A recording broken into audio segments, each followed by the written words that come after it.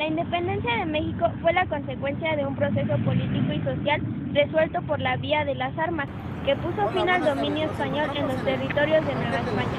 La guerra por la independencia mexicana tuvo su antecedente en la invasión de Francia a España en 1808 y se extendió desde el Grito de Dolores el 16 de septiembre de 1810 hasta la entrada del ejército trigarante a la Ciudad de México el 27 de septiembre de 1821.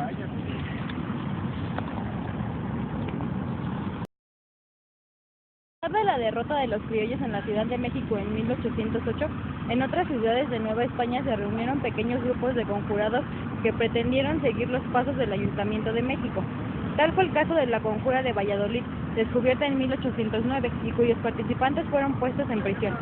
En 1810, los conspiradores de Querétaro estuvieron a punto de correr la misma suerte, pero al verse descubiertos optaron por tomar las armas el 16 de septiembre en compañía de los habitantes indígenas y campesinos del pueblo de Dolores, convocados por el cura Miguel Hidalgo. A partir de 1810, el movimiento independentista pasó por varias etapas, pues los sucesivos líderes fueron puestos en prisión o ejecutados por las fuerzas leales a España. A principio se reivindicaba la soberanía de Fernando VII sobre España y sus colonias, pero los líderes asumieron después posturas más radicales, incluyendo cuestiones de orden social como la abolición de la esclavitud. José María Morelos y Pavón convocó a las provincias independentistas a conformar el Congreso de Anáhuac, que dotó al movimiento insurgente de un marco legal propio. Tras la derrota de Morelos, el movimiento se redujo a una guerra de guerrillas. Hacia 1820 solo quedaban algunos núcleos rebeldes, sobre todo en la Sierra Madre del Sur y en Veracruz. El inicio de la guerra 1810-1811. La etapa de inicio de la Guerra de Independencia de México corresponde al levantamiento popular encabezado por Miguel Hidalgo y Costilla. Descubiertos por los españoles, los conspiradores de Querétaro no tuvieron otra alternativa que ir a las armas en una fecha anticipada a la que planeada originalmente.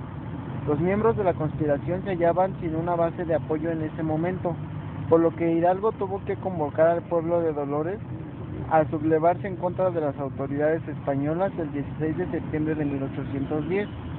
Los insurgentes avanzaron rápidamente hacia las principales ciudades del Bajío y luego hacia la capital de Nueva España, pero en las inmediaciones de la Ciudad de México retrocedieron por orden de Hidalgo.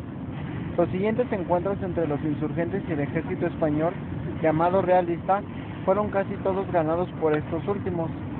Los desencuentros entre Hidalgo e Ignacio Allende, que estaban a la cabeza de la insurgencia, aumentaron después de las derrotas.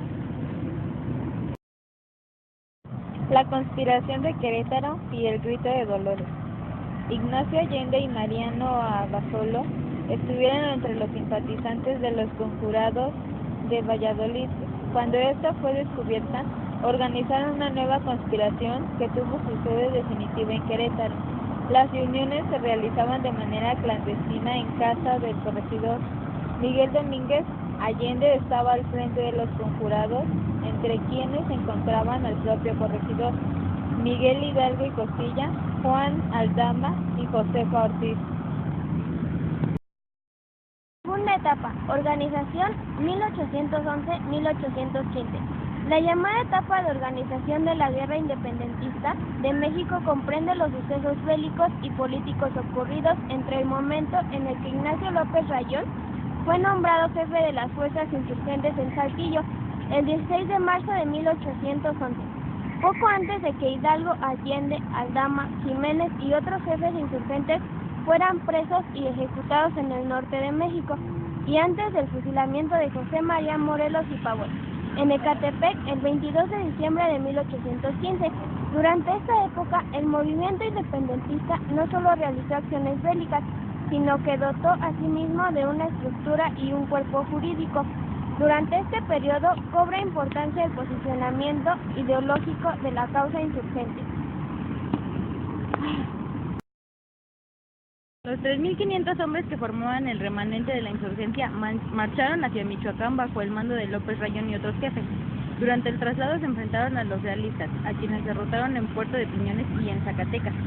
Rayón inició una guerra de guerrillas, distribuyendo a José Antonio Torres en Pátzcuaro y Uruapan, Otra etapa, resistencia, guerra de guerrillas, 1815-1820. Después de la muerte de Morelos, los grupos insurgentes lucharon de manera aislada. Aproximadamente 20.000 rebeldes continuaron en pie de lucha. Las fuerzas más disciplinadas de los insurgentes se encontraban distribuidas de la manera siguiente. Durante esta etapa, el caudillo español Francisco Javier Mina, de ideología liberal, organizó desde los Estados Unidos una expedición con 300 hombres para apoyar la lucha de los independistas, pues su objetivo personal era luchar contra el régimen absolutista de Fernando VII.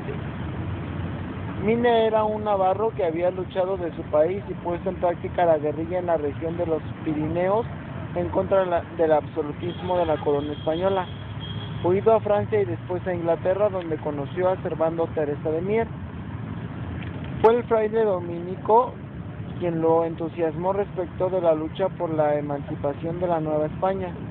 Finalmente viajó a los Estados Unidos, desde donde se había embarcado para combatir del lado de los insurgentes novohispanos, entrando al país por la costa de Tampico.